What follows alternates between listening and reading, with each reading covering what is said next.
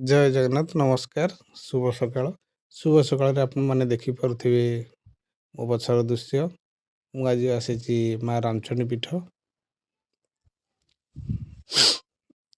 ଚାଲନ୍ତୁ ମାଙ୍କର ଦର୍ଶନଟି କରିଦେବା।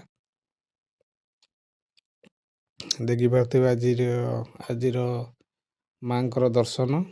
ମା ଜୟ ମା ରାମଚଣ୍ଡୀ। ବହୁତ ସୁନ୍ଦର ଜାଗା ଏଠି। ଆଉ ଏବେ ତ ପିକନିକ୍ର ସମୟ ଚାଲିଛି। ଆପଣମାନେ ସେଠି ପିକନିକ୍ର ମଜା ନେଇପାରିବେ। ଏଠି ବୋଟିଂ ବି କରିପାରିବେ।